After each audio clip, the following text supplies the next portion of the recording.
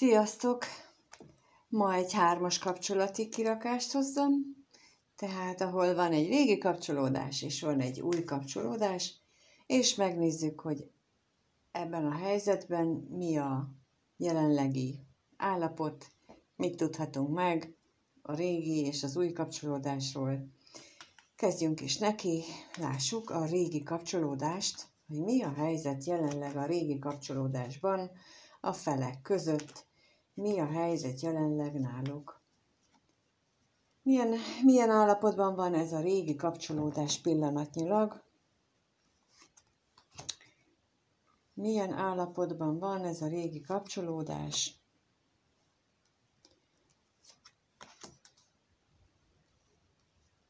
Milyen állapotban van?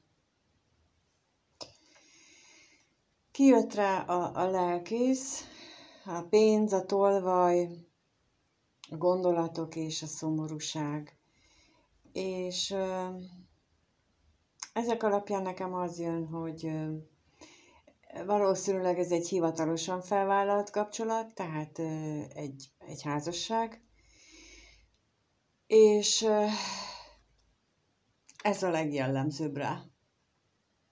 Illetve az, hogy van benne vagyon, van benne értékek ebben a kapcsolatban, majd rákérdezünk, hogy mi ez az érték. Viszont az is látszik, hogy itt a háttérben tulajdonképpen folyamatosan meglopják ezt a kapcsolatot, és ezt mind a ketten tudják. Rengeteget agyalnak rajta, hogy most mi legyen, hogy legyen, és nagyon sok a szomorúság ebben a kapcsolatban. Ez, hogy a háttérben folyamatos lopás, rablás, titkok, sötét utakon járás van, és ez van a középpontban, itt a kirakásban, tehát, hogy hiába van itt a elköteleződés, hiába van itt a vagyon, hiába van itt az érték, ha itt már hát másfelé járnak a dolgok. Lássuk akkor, hogy mit jelent itt a pénzlapja. Mit jelent itt a pénzlapja az ő kapcsolatukban, a tartós kapcsolatában, mit jelent itt a pénzlapja a jelenlegi helyzetben? Mire vonatkozik itt a pénzlapja? A pénzlapja mire vonatkozik?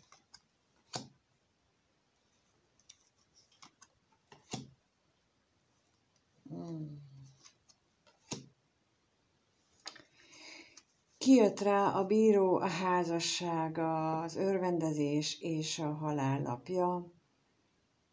És amikor csak a bíró lapja jött ki, még akkor az jött így rögtön, hogy az osztozkodás. Tehát a legnagyobb gondot, a legnagyobb agyalást az osztozkodás jelenti ebben a kapcsolatban, és utána ugye kijött rá a házasságlapja, és az örvendezés és a halál, és akkor ezek így együtt azt mondják nekem, hogy tényleg ezen megy az agyalás, hogy mi lesz a vagyonnal, hogyha egy vállás lesz, viszont már nincsen benne öröm ebben az egészben, hiába a vagyon. Ugye a sor végén ott van a szomorúságlapja, de itt is azt mutatja, hogy az örvendezésnek is a halál vett véget. Tehát, hogy még csak ilyen felszínes örömök sincsenek már jószerivel ebben a kapcsolatban, de a kapcsolat az megvan. Lássuk, hogy mit jelent itt a tolvajlapja. Mit tudhatunk meg a tolvajról? Mi történik itt a háttérben? Hogyan lopják meg ezt a kapcsolatot? Ki és hogyan lopja meg?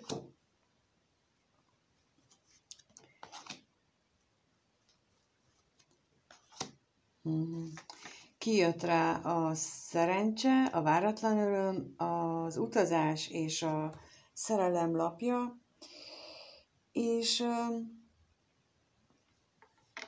tulajdonképpen ez arról beszél, hogy ennek a kapcsolatnak a rejtett dolgai, vagyis amit ez a kapcsolatnak a hátterében van, és ami miatt az előző oszlop kijött, az nem más, mint hogy egy szerencsés fordulat következtében hirtelen betoppant egyik vagy mindkét fél részére a szerelem. És a tolvaj az, aki ebből a kapcsolatból viszi el az értékeket, az folyamatosan a szerelem irányába szállítja azokat. Ezt mutatják a lapok. De akkor most megkérdezzük, hogy mit jelent itt a gondolat.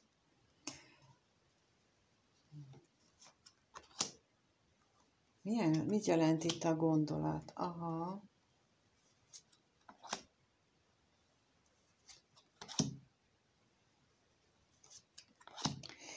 Igen, kijött rá a hamisság, az özvegyasszony, a gyermek, a veszteség és a szerencsétlenség.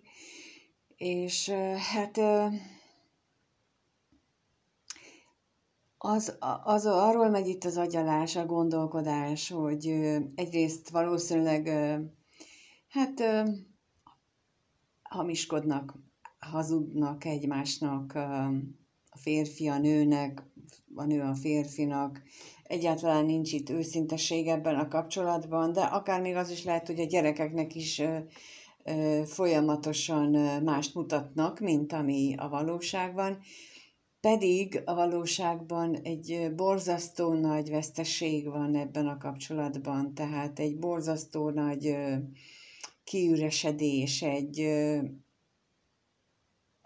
semmi. Tehát ebben a kapcsolatban mind a két fél állarcot mutat a világnak, egymásnak, és egyáltalán nem jött ki a kommunikáció lapja, tehát minimális lehet köztük a kommunikáció. Ilyen elérdegélünk egymás mellett, mert a pénzistenét imádjuk.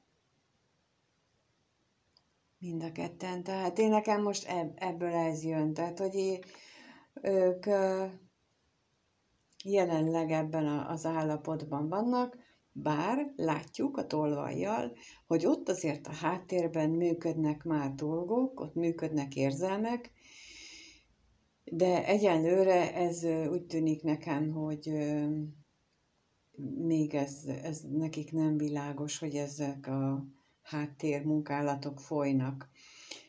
Lássuk akkor következőben, hogy ők gondolati szinten hogy viszonyulnak ehhez a kapcsolathoz, hogy viszonyulnak egymáshoz a gondolatuk szintjén. Mert ugye ez egy állapotot kérdeztünk, hogy milyen állapotban van ez a kapcsolat, de most azt kérdezzük meg, hogy ők egymáshoz hogyan viszonyulnak gondolatban, mit gondolnak egymásról, mit gondolnak a kapcsolatról, hogyan gondolkodnak ők egymással kapcsolatban. Milyen gondolataik vannak egymással kapcsolatban.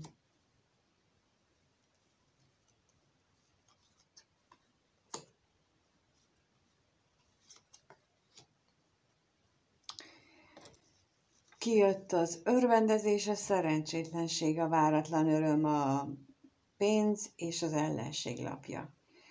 És hát felszínesen gondolkodnak. Alapvetően ez jön, hogy felszínesen gondolkodnak. A pénz az, ami összetartó elő, ismét kijött. Nincs már meg ezek a régebbi bulik sem, tehát hogy az a összejövetelek, ahol jól érezzük magunkat, azok is eléggé félre sikerülnek, hogy így mondjam. Tehát lehet, hogy csinálják, ugyanúgy, mint régen, hogy hívunk barátokat, de elképzelhető, hogy a vége az elég furcsára sikeredik. És a pénz az itt nagyon lényeges. Tehát, hogy honnan jön a pénz, viszont a sor végét az ellenség lapja zárja, ami azt jelenti, hogy az ő gondolataikban állandóan az jár, hogy a másik vajon mikor hazudik. Tehát ilyen belső ellenségeikkel küzdenek ők, mindegyik, mindkét fél, belső kételkedéseik vannak, és eléggé mérgezheti ezt a kapcsolatot. Lássuk, mit jelent itt a szerencsétlenség lapja. Mire vonatkozik itt a szerencsétlenség lapja?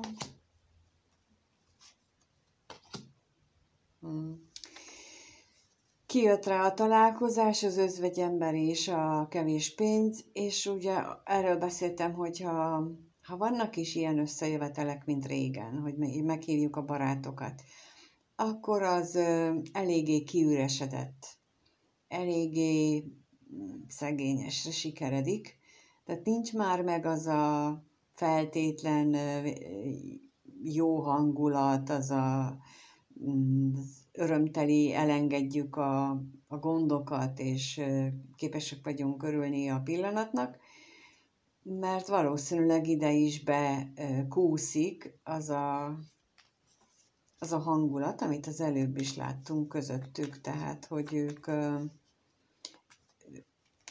hogy ott a titokban, a háttérben ott azért folyamatos kiüresedés már elindult. Lássuk, hogy mit jelent itt a pénzlapja. Mire vonatkozik itt a pénzlapja az ő gondolataikban? Mire vonatkozik a pénzlapja az ő gondolataikban?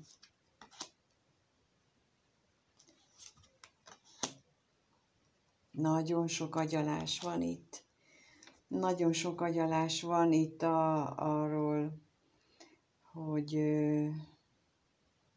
kötelesség. De kijött az állandóság, a féltékenység, a vágyakozás, az üzenet, a gondolat és a lelkészlapja. És nekem egyben ilyen ellentmondás jön, hogy nagyon sok gondolkodás van ebben a kapcsolatban. Az egyik oldalról az, hogy milyen vágyaim vannak, másik oldalról pedig a kötelesség. Tehát, hogy ennek a kapcsolatnak együtt fent kell maradni, ennek így kell lenni, mert ez egy elkötelezett kapcsolat, mert megígértük. Ugyanakkor meg üres. Tehát, és benne van az is, hogy jó lenne beszélni, jó lenne ezt megbeszélni, de úgy látom, hogy még csak arra sem képesek, hogy ezt a problémát, hogy valójában mi a probléma, hogy ezt őszintén kimernék mondani.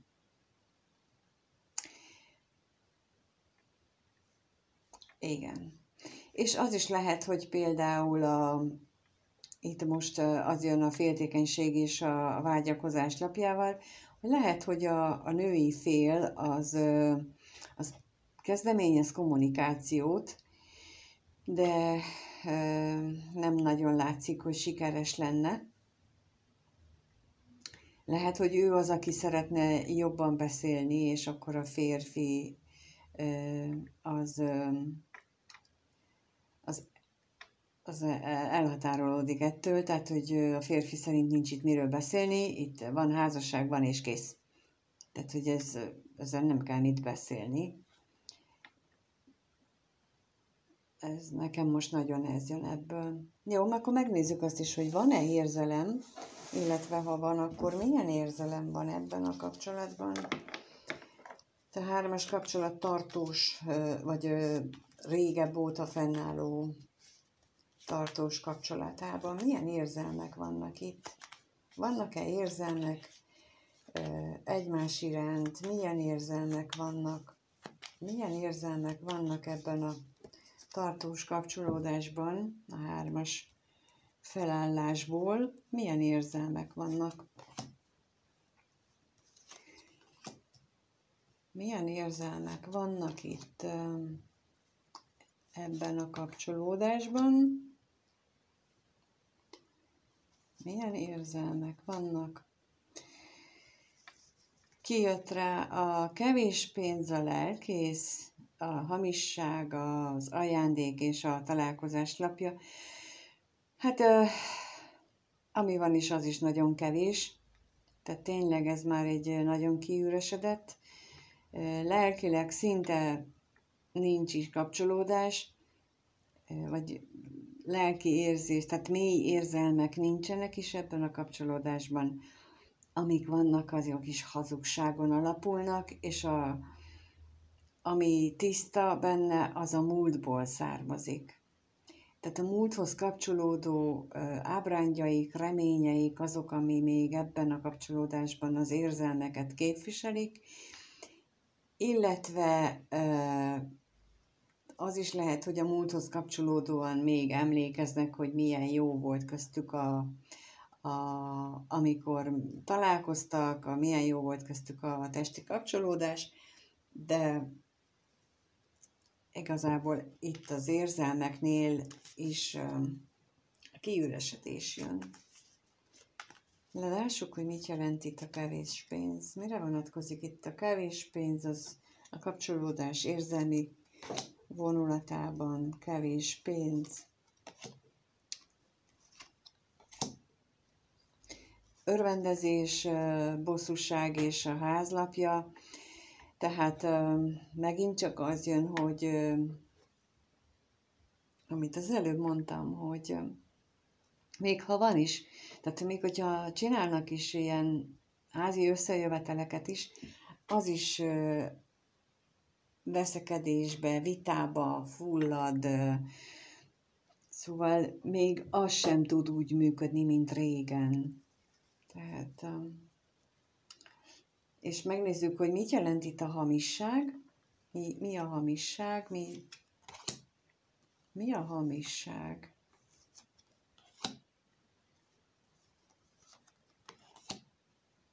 Mi a hamisság?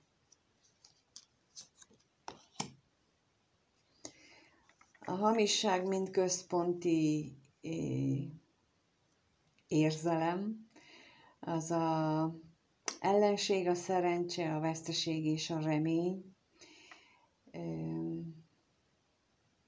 A hamisság az például, vagyis itt ezek alapján, a magyarázólapok alapján azt jelenti, hogy még próbálják magukat azzal áltatni, hogy azért ez szerencse, hogy ez a kapcsolat még mindig fönnáll, még szerencse, hogy ez még működik, és nem néznek szembe a ténnyel, hogy igazából már ez egy teljesen veszett fejszenyele, ez egy teljesen reménytelen az egész, és tudják, érzik, de mást hazudnak. Mást hazudnak maguknak, egymásnak, eljátsszák a szerepeiket. Megkérdeztük, hogy mit jelent itt a találkozás, mire vonatkozik itt a találkozás lapja. Találkozás, aha. Kijött a hűség, a vágy és az állandóság. Ez én nekem, amit az előbb mondtam, hogy mikor ők találkoztak, az utáni kitartó vágyódás, hogy visszavágyódnak abba az állapotba, és ez összhangban van ezzel a hamissággal, amit mondtam, hogy egyenlőre még nagyon áltatják magukat, hogy ez egy jó működő, ez egy normális, hogy így vagyunk. Tehát ugye ezzel áltatják magukat, hogy mindenhol vannak bajok, hát nálunk is vannak, majd jobb lesz. Mert hát ott volt az, amikor elkezdődött, akkor milyen jó volt, és azt még újra lehet csinálni, és nem akarnak tudomást venni a valóságról. Valószínűleg nagyon nagy a mellébeszélés, mert nagyon kapar a torkom is, és nagyon, nagyon azt érzem, hogy itt vagy mellébeszélés van, ha van beszélés, ha nincs, akkor meg azért, hogy azzal próbálják rejtegetni az igazságot, amit tudnak. Belül tudják az igazságot, de még érzelmileg nem nőttek fel ehhez a feladat, hogy ezt elismerjék, hogy őszinték legyenek.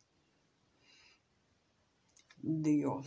Akkor megnéztük a 3-as kapcsolódásnak a régebben meglévő felét, azt az oldalát, ami régebb óta fennáll. Úgyhogy most akkor megnéznénk azt az oldalt, amely később jött létre, és megint úgy csinálom, hogy ezt egy másik kártyacsomaggal elkülönül jön a két dolog. Tehát az új, vagy később létrejött kapcsolódás, nézzük meg ebben a 3-as kapcsolódásban, hogy ott jelenleg mi a helyzet. Az újabban létrejött kapcsolódásban mi a helyzet? Mi a jelenlegi helyzet? Az újabbik felében a kapcsolódásban mi a jelenlegi helyzet? Mi a jelenlegi helyzet?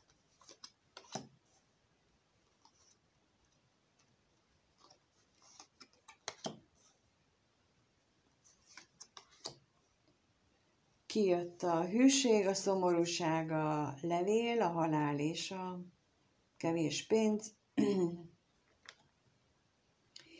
És ez nekem arról árulkodik, hogy ebben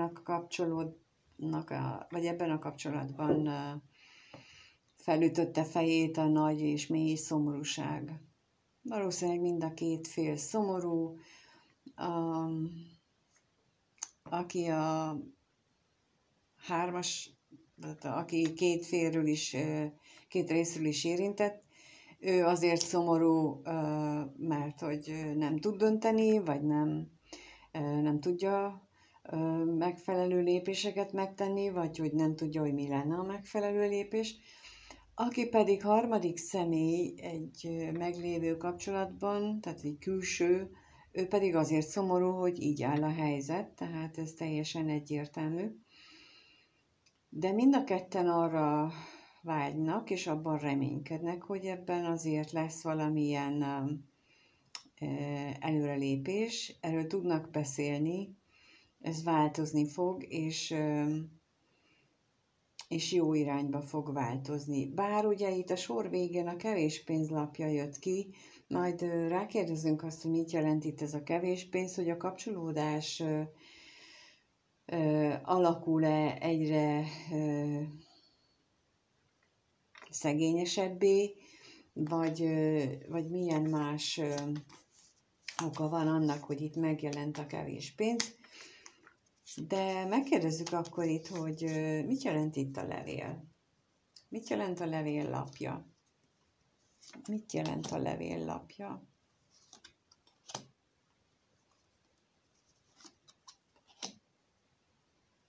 Kijött rá a szerelem, az özvegyember és az örvendezés. Hát mindenképpen arról szeretnének ők beszélni egymással, illetve lehet, hogy egyes esetekben beszélnek is egymással, hogy ők milyen magányosnak érzik egymás nélkül magukat, és hogy meg tudják ezt beszélni, hogy az érzéseiket, ki tudják nyilvánítani az érzéseiket, és hogy ez milyen örömet és boldogságot jelent, vagy lehet, hogy a férfi ő képes ezt kinyilvánítani, érezni azt, hogy számára ez a kapcsolat, ez egy felszínesen is, és a mély érzelmek terén is egy olyan dolog, ami az ő magányát azt felvidítja, boldoggá teszi. Ez jelenti számára a non plus ultrát, vagyis a mindennek a tetejét. Lássuk, mit jelent itt a halál. Mi változik ebben a kapcsolatban? Mit jelent itt a halál? Kijött rá az állandóság, a veszteség és a katonatiszt, én ebből azt gondolom, hogy mindkettejükben benne van az a várakozás tulajdonképpen, vagy az a hit, hogy itt előbb-utóbb égi beavatkozás fog történni, és ezt a távolságot, ami köztük van, ezt elfújja, megszűnik, és ezt jelenti a halál, hogy egyszerűen megszűnik a távolság, megtörténik a csoda, amiért már régóta imádkoznak, és pak. Bocsánat, de ez most ilyen nagyon cinikus volt részemről, de mert hogy úgy érzem, hogy ez tényleg egy ilyen naív gyermeki vágyakozás, hogy majd jön a varázspálcás boszorkány, és akkor suhint egyet a varázspálcájával, és elmúlnak a gondok és problémák. De megnézzük, hogy mit jelent itt a kevés pénz. Mit jelent a kevés pénz? Mit jelent a kevés pénz? Mivé alakulnak itt a dolgok?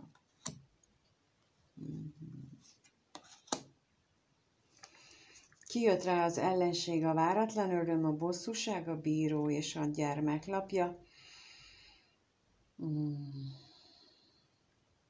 Talán a halál kevés pénz kombináció itt arra utalhat, hogy így a belső bizonytalanságuk, a belső egymáshoz való bizalmatlanságuk az kevés, tehát átalakul és kevésebb lesz, és kicsit több lesz a bizalom egymás iránt. Lesz valami váratlan fejlemény, váratlan esemény, ami ezt előmozdítja. Lehetséges, hogy ez a váratlan esemény egy veszekedés, egy vita, valamilyen hivatalos döntés miatt, de az is lehetséges, hogy itt a hivatalos döntés az arra vonatkozik, hogy kezdjük újra, és akkor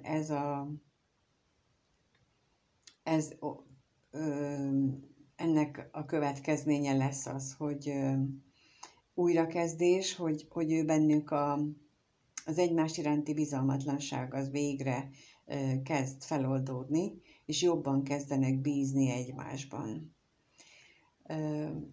Így van értelme ennek az egésznek, hogyha ezért van itt a kevés pénz, hogy a bizalom erősödik. Jó, akkor megnézzük, hogy ők mit gondolnak egymásról, ők hogyan gondolnak egymásra, amikor a másik félre gondolnak, mit jelent, vagy hogy jelennek ők meg egymás gondolataiban, hogy jelennek meg ők egymás gondolataiban, mit gondolnak ők egymásról.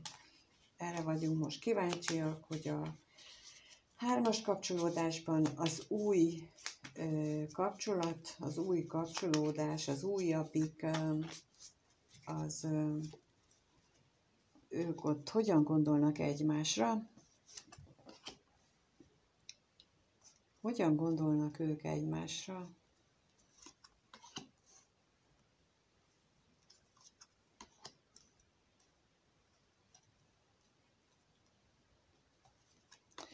Hogyan gondolnak ők egymásra? Kijött rá a találkozás, a kevés pénz, a gyermek, a lelkész és az állandóság, és azt látom, hogy ők úgy gondolják, hogy annak ellenére, hogy nagyon megritkult, vagy egyáltalán nincs is köztük találkozás, annak ellenére ők egymás számára valami nagyon-nagyon új dolgot jelentenek. Méghozzá azért, mert ez egy nagyon mély lelki kapcsolódás. Egy ilyen olyan érzés, mint hogyha ők állandóan egymást éreznék, érzékelnék, egymásra gondolnak. Tehát egy nagyon mély lelki kapcsolódást mutat, és nem számít, hogy ők nincsenek együtt, és nem találkoznak.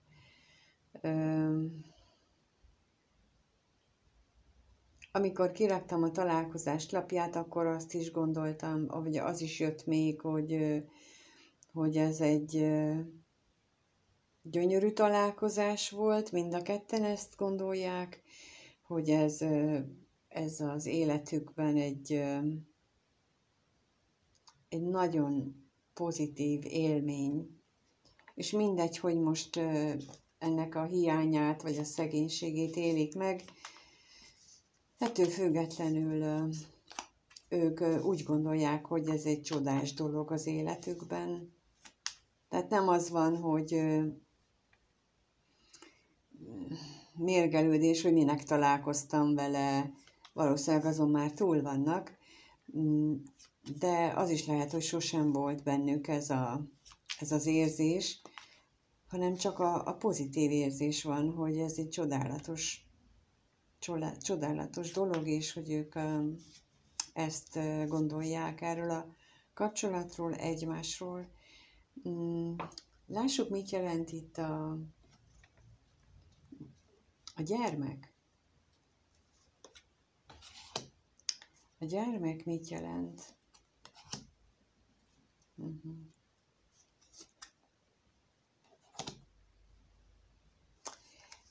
Kijött rá a gondolat, a ház, a bosszúság és az özvegyember, és egyes esetekben ez jelentheti azt, hogy például a férfinak itt az otthonában van gyermek, és rengeteget gondolkodik ezen, rengeteget agyal ezen, és rengeteget bosszankodik azon, hogy ő emiatt magányosnak érzi magát, és hogy emiatt ő úgy érzi, hogy ő egy kelepcében van, amiből nincs kiút. És csak ezt látja. És nem látja azt, hogy ha felemelné a fejét, akkor láthatna mást is a világból. Ő csak maga elé mered, és csak azt látja, hogy ebből nincs kiút. Igen, itt a gyermek ezt is jelentheti jelen esetben, és akkor az ő kapcsolatukban, vagy a gondolataikban például mind akadály, és azért van itt középen a múlt, amikor találkoztak, és már nincsen, és a jelen, amikor egy nagyon mély kapcsolódás van, és a kettő között ott van akadályként a gyermek, akire mind a ketten rengeteget gondolnak, mint akadály. Ez azokban az esetekben érvényes, amikor van gyermek így a kapcsolatban, aki tényleg akadályként van, ha nem, akkor pedig egy kezdetet jelent, hogy az eredeti kezdetet, vagy egy újrakezdést, ez mind a kettő verzió lehetséges, attól függ, hogy ti hogy vagytok, hol tartotok jelenleg. Jó, akkor megnézzük azt, hogy milyen érzések vannak ebben a kapcsolatban. Látjuk, hogy nincs nagyon kapcsolódás az újabb kapcsolatban, nincs nagyon találkozás, de milyen érzések vannak. Azt is látjuk, hogy gondolatban tudják, hogy ez egy nagyon mély lelki kapcsolat, mindegy, mi történik, ők ezt élik meg, hogy ez egy nagyon mély lelki kapcsolat, de tulajdonképpen nézzük meg, hogy milyen érzések vannak ebben a kapcsolatban pillanatnyilag, milyen érzések vannak az újabb kapcsolódás tagjai között, milyen érzések vannak. Milyen érzések vannak itt?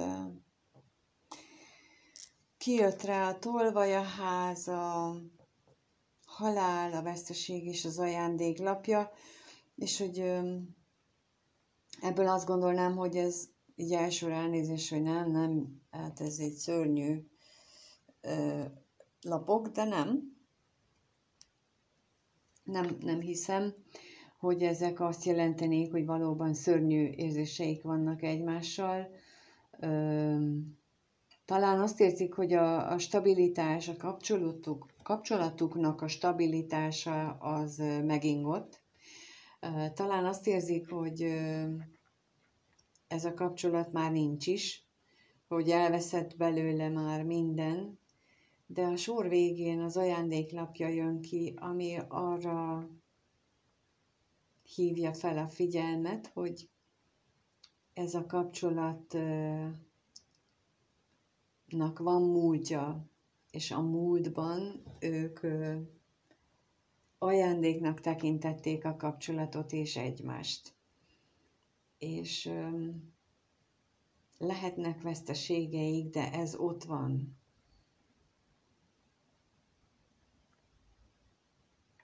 Ez a múlt, ez a szép múlt, ez ott van. De rákérdezünk most, hogy mit jelent itt a tolvaj. A tolvaj mit jelent itt? Tolvaj. A tolvaj mit jelent itt?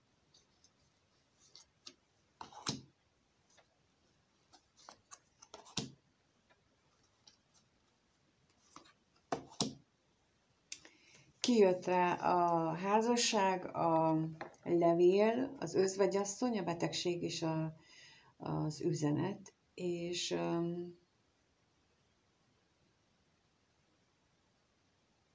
nekem most itt a házasságról a másik kapcsolódás jut eszembe, hogy ott esetleg az ottani beszélgetések, az ottani kommunikáció már amennyire van, de láttuk azért, hogy valamennyi van, bár nem mély, nem arról, amiről kellene, hogy beszéljenek. És esetleg annak a kapcsolatnak a nőtagja az, aki szinte belebetegszik ebbe, hogy ebbe a beszélgetésekbe, valószínűleg belebetegszik így abba, hogy tudni akarja, hogy mi van, és nem tudja elgondolni, hogy mi van. Hát lehet, hogy ő bizonytalan, lehet, hogy abban bizonytalan, hogy van-e hármas kapcsolódás, vagy tudja, hogy van hármas kapcsolódás, de mégis akkor mi van a másik kapcsolattal. Tehát én nekem inkább ez jön most ebből, hogy a tolvaj az érzésekre, itt ebben az új kapcsolódásban az érzésekre nagy hatással van, mert egyik fél sem tud igazán a kettejük kapcsolatára figyelni, mert az a másik kapcsolat, az ott nagyon sok energiát és nagyon sok figyelmet igényel ezzel a rengeteg kommunikációs jelölővel. Lássuk, mit jelent itt a halállapja.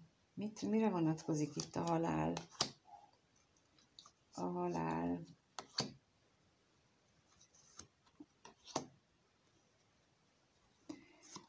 Kijött rá a féltékenység, az örvendezés, a vágy, a gondolat és a hűség. És az érzéseknél a halál a középen, tehát az érzések átalakulása, az ugye erre kijött a féltékenység, a félelem, az örvendezés, a jókedv hiánya, és gondolatokban tulajdonképpen egy nagyon elkötelezett vágy, egy nagyon mély vágy van benne ebben az érzések szintjén. Vágy azután, hogy ismét örüljenek egymásnak, megéljék ezeket az örvendezéseket, és vágy azután, hogy a félelmeik alaptalanok legyenek. Megnézzük, hogy mit jelent itt a veszteség lapja. A veszteség mit jelent?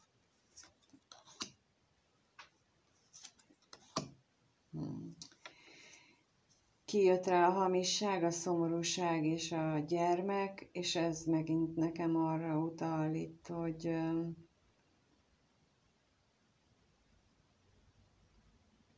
áltatják ők is magukat azzal, hogy ez nem olyan nagyon mély kapcsolódás, hogy lesz ez jobb is, meg újra indul, hogy ne szomorkodjál, meg nincs miért szomorkodni, mert egyébként is nagyon szép volt, meg jó volt, de azért itt vannak nagyon szomorú érzések ebben a kapcsolódásban, mint ahogy a másikban is ott volt a szomorúság. Jó, akkor megnézzük most azt, hogy milyen változások, mi várható a másik kapcsolatban, mi várható? Várható-e valamilyen változás a másik kapcsolatban? A következő, egy-két hetes, nem túl hosszú időszakban, most azért jelentős energiaváltozások mennek, vagy vannak, szinte naponta, 2 naponta, 3 naponta. Olyan energiák mozognak, ami folyamatos változást indukál a dolgokban. Úgyhogy megnézzük, hogy a 3-as kapcsolódás régebb óta fennálló kapcsolatában mi várható a következő 1-2 hétben. Mi várható náluk a következő 1-2 hétben? A tartós kapcsolatban élő párnál mi várható a következő 1-2 hétben? Várható-e? Mi várható? Mi várható a következő 1-2 hétben ebben a kapcsolatban? Kijött a remény, a féltékenység, a tolvaj, az örvendezés, a hamisság. Képmutatás egy szóval, amit tudnék mondani. Továbbra is képmutatás várható, mert reménykednek abban, hogy itt eltűnik ez a 3-as kapcsolódás, reménykednek abban, hogy visszatér az életükbe a vidámság, a jókedv, és a sort a hamisság zárja, vagyis, hogy ezek mind hiú, hazug remények, amelyeket azért kreálnak, hogy áltassák magukat. Lássuk, a féltékenység mit jelent itt ebben a helyzetben, hogy mi várható náluk, mit jelent itt a féltékenység ebben a kapcsolatban a várható eseményeknél.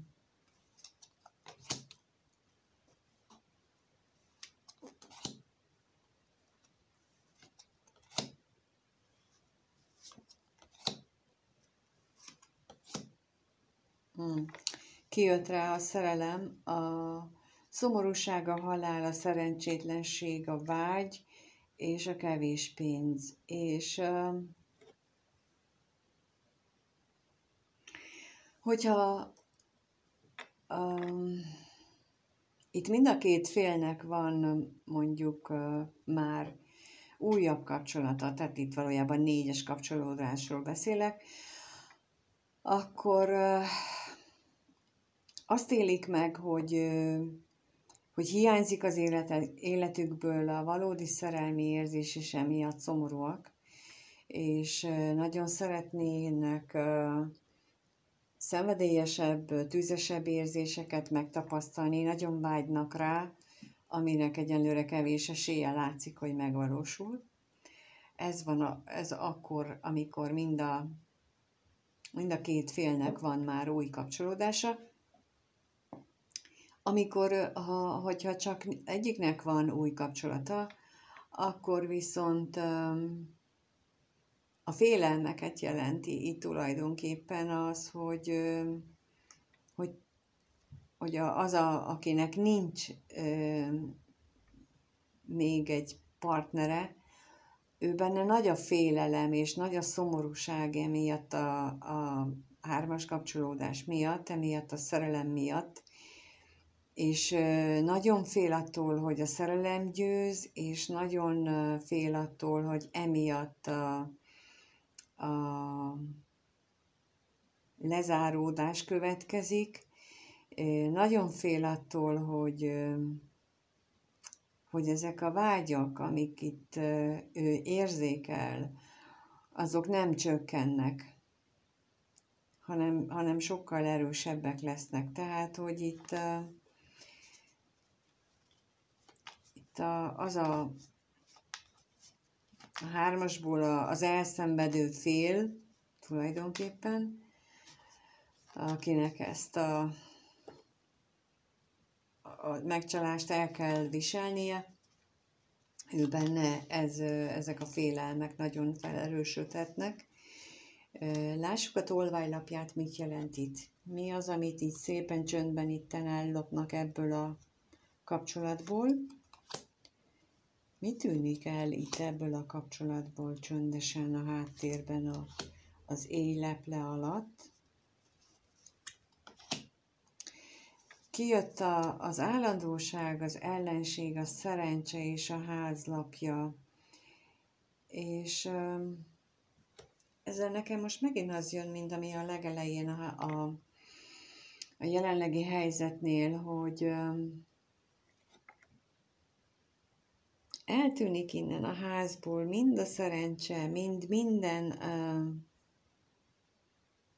minden, ami stabilitást adott ennek az egésznek. Szép lassan kifolyik az ajtón, kicsordogál itt az érzelmek, a pénz, minden eltűnik belőle, és tulajdonképpen lehet, hogy egyfajta fásultsága alakul, és már nem lesznek meg, és az is eltűnik ebből az egész helyzetből, hogy az indulatok, ami ott az előbb is kijött, hogy a szomorúsága miatt, hogy ez a szerelem, ez nem akar szűnni, hogy ez a szerelem, ez még továbbra is megvan, és egyfajta, nekem most az jön, hogy egyfajta közöny lesz órá itt ebben a kapcsolatban, hogy már minden mindegy. Már minden mindegy. És akkor így folytatnám, hogy de a ház. És nem tudom miért jött, de ez így jött most, hogy de a ház az megmaradjon. Lássuk, hogy mit jelent itt a hamisság lapja. Miben lesznek itt hamisságok?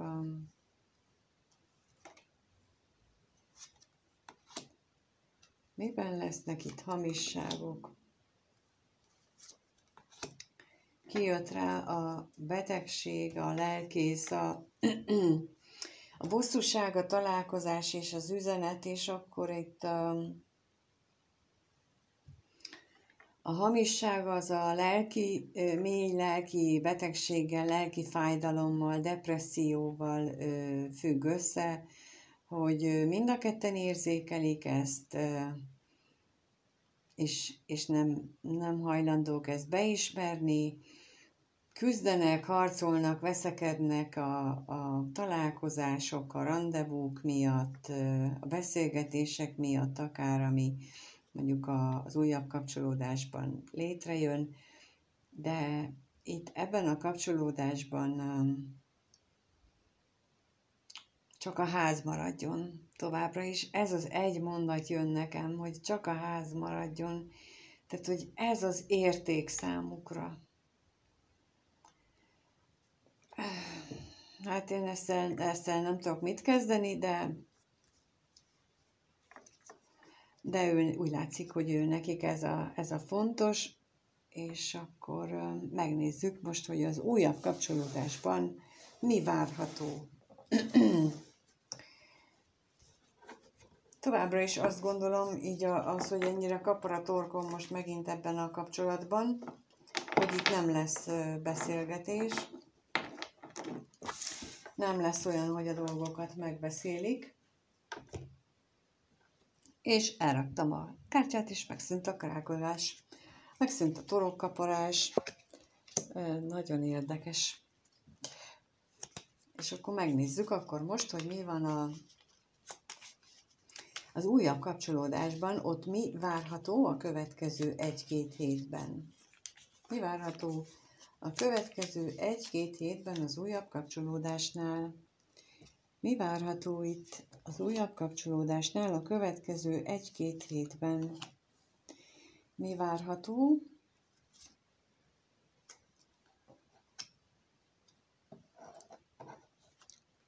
Ezt így rakom ki, mert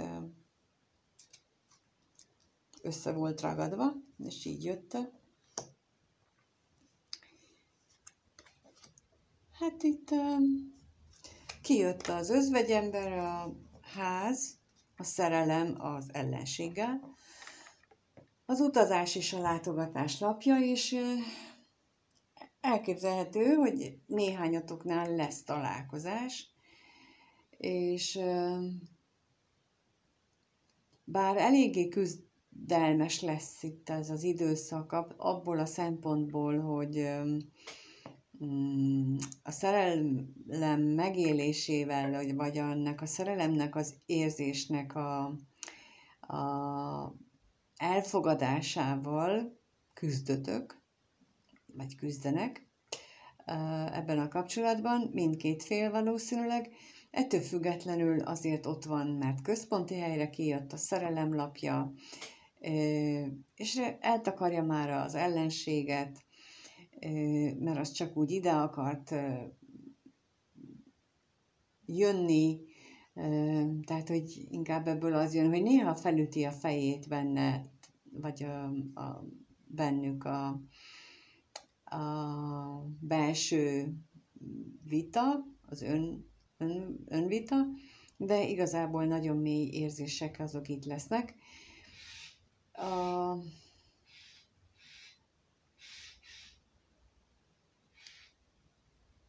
Bocsánat, a szarka itt az ablak előtt, az nagyon erőteljesen kerreg. És a házban a magányosság, a kiúttalanság, a érzése az továbbra is fennáll, de nagyon erősen az jön, hogy itt azért lesznek sokan, akik találkoznak, megvalósul itt a találkozás, de megkérdezzük, hogy mit jelent itt az özvegyember. Mit jelent itt az özvegyember ennek az újabb kapcsolatnak a jövőbeni állapotában? Özvegyember mit jelent? Az özvegyember nagyon oda van. Kijött a pénz, a katonatiszt, a tolvaj és a váratlan öröm. Nagyon oda van valószínűleg az anyagiak miatt. Valószínűleg nem jó helyzetben van munkaterületén. Valami kis apró öröm talán éri, de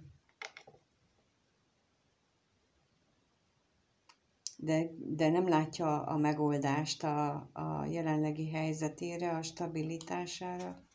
Nem látja. Mit jelent itt az utazáslapja? Az utazáslapja mit jelent?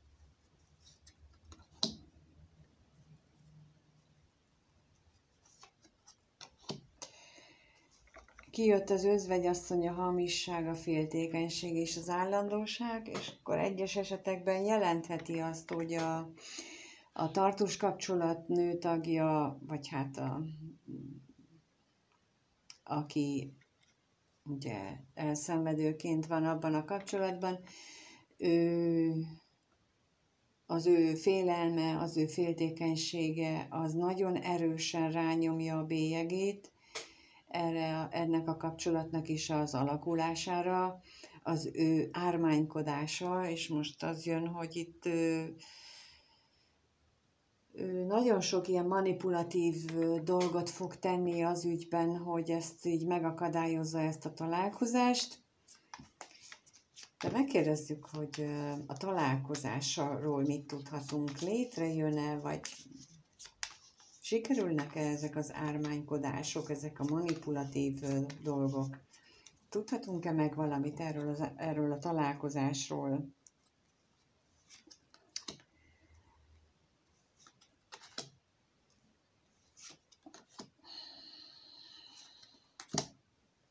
Kijött rá a betegség, a vágyakozás, az örvendezés és a gyermek, és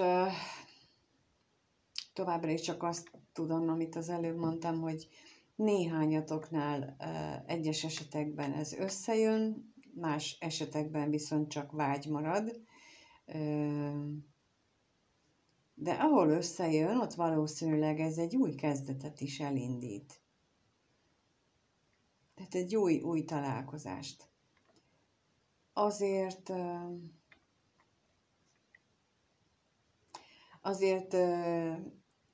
szeretném elmondani, hogy abban az esetben, amikor ez a kapcsolat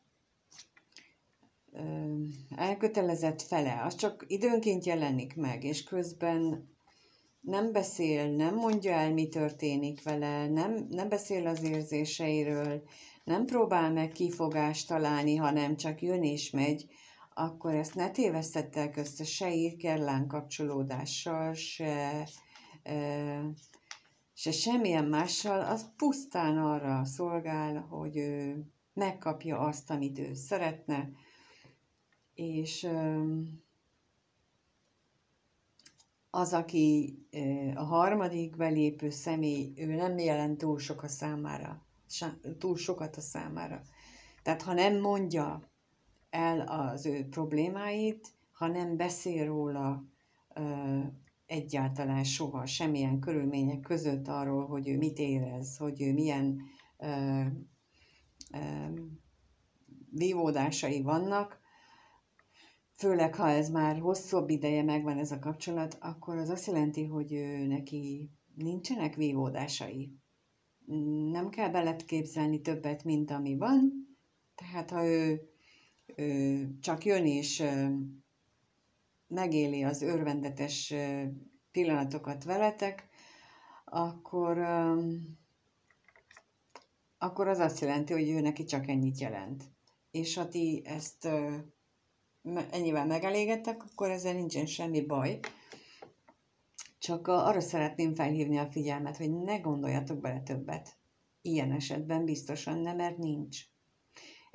Akármennyire is nehéz beismerni, hogy megvezettek bennünket, titeket, mindegy, hogy kit, hogy mondom, ezt el kell ismerni. És akkor tovább lépni, mert ez méltatlan ahhoz a harmadik személyhez.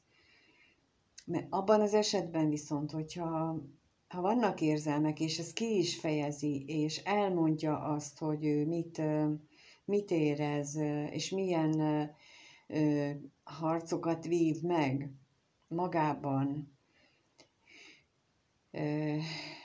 akkor módotok van arra, hogy elmondjátok, hogy a pénz az mit jelent, vagy a vagyon, a ház, akkor azt elmondjátok, hogy ezt hogyan lehetne megváltoztatni, vagy kijelenteni, de amikor ennyire erős a vagyon utáni vágy, akkor ott, és az iránti elkötelezettség, akkor ott valójában nincsen érzelem. Akkor csak a vagyon felé vannak érzelmek. Ezt érdemes átgondolni mindenkinek, aki érintett egy ilyen kapcsolódásban, akár a tartós felében van, akár ebben, mert mind a két esetben azt látom, hogy nagyon domináns a pénz, a vagyon, a munka, ezzel sincsen baj, csak akkor ezt tudomásul kell venni, és akkor ennek megfelelően, és nem kell arra számítani, hogy akkor itt majd győz a szerelem, mert annak kevés esélye van. Ennyi. Hiába van itt a szerelem lapja, központi helyen. Én ebből is most is azért mondtam el mindezt, mert azt látom, hogy itt vannak érzelmek, de nem olyan dominánsak, hogy ez jelentősebb változást indítson el ebben a kapcsolódásban. Köszönöm, ha itt voltatok, meghallgattatok. Köszönöm, ha megírjátok, hogy mit gondoltok.